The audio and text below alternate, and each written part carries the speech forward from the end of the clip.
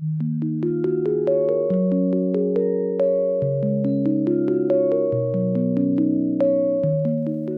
Habibie lahir pada tanggal 25 Juni 1936 di Parepare, Sulawesi Selatan.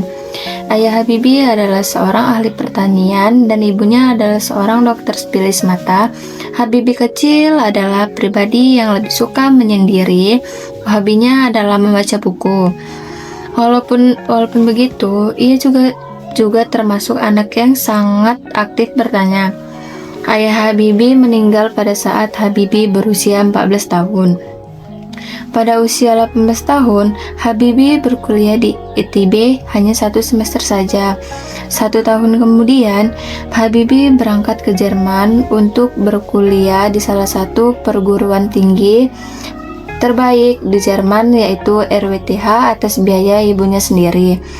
Menjalani kuliah di Jerman, Habibie juga aktif berorganisasi. Ia pernah menjadi Perhimpunan Pelajar Indonesia atau PPI. Pada usia 24 tahun, Habibie lulus S1 dan langsung melanjutkan pendidikannya hingga S3. Pada usia 37 tahun atau pada tahun 1973, Habibie harus kembali ke Indonesia atas mandat dari Presiden Soeharto. Selang 1 tahun kemudian, ia menjadi penasihat di Rut Pertamina. Pada usia 40 tahun, ia ditunjuk sebagai Direktur Utama IPTN atau Dirgantara Indonesia. 1 tahun kemudian, ia diangkat menjadi Menteri Riset dan Teknologi Indonesia. Di usia 50 tahun, tepatnya pada tahun 1986, ia bersama insinyur-insinyur kebangsaan Indonesia memulai proyek pembuatan pesawat N250 di Bandung. 2 tahun kemudian, ia diangkat lagi menjadi Menteri Riset untuk kedua kalinya. Hingga tahun 1992, pada usia 56 tahun, Habibie memiliki lebih dari 54 hak paten, mendapat penghargaan Theodore Karman. Ia juga menjadi orang Asia pertama yang mendapatkan penghargaan bergengsi yang menjadi kiblat penerbangan sipil dunia tersebut. Pada usia 57 tahun atau pada tahun 1993, Habibie diangkat kembali menjadi Menteri Ristek yang ketiga kalinya. 2 tahun kemudian, ia memimpin uji coba pesawat N250 dan sukses terbang di langit Nusantara.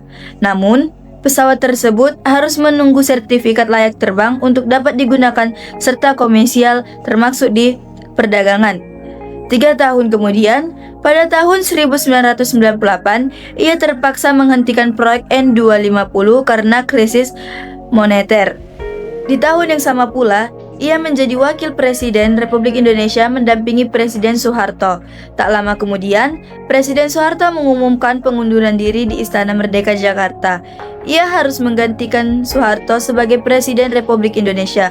Pada tahun 1999, ia mengesahkan UU Kebebasan Pers dan Otonomi Daerah. Di tahun yang sama pula, Timur Timur lepas dari Indonesia. Akhirnya, Habibie harus turun dari jabatan presiden setelah laporan pertanggungjawabannya ditolak oleh MPR. B.J. Habibie menjadi Presiden Indonesia dengan masa jabatan terpendek, yaitu 1 tahun 4 bulan. Pada tahun 2010, Ainun meninggal setelah berjuang melawan kanker otorium stadium 4. Habibie sempat penderita psikomatik muligen, yaitu suatu gangguan psikologi yang disebabkan oleh rasa sakit kehilangan seorang kekasih, sehingga solusi yang ia pilih adalah menulis buku diari.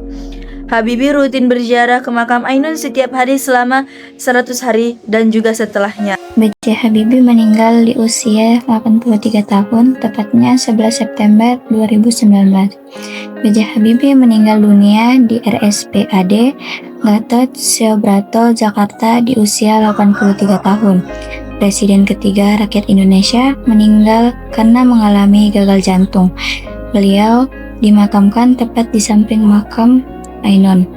B.J. Habibie mengajarkan kita bahwa keberhasilan bukanlah milik orang yang pintar, tetapi milik mereka yang senantiasa berusaha.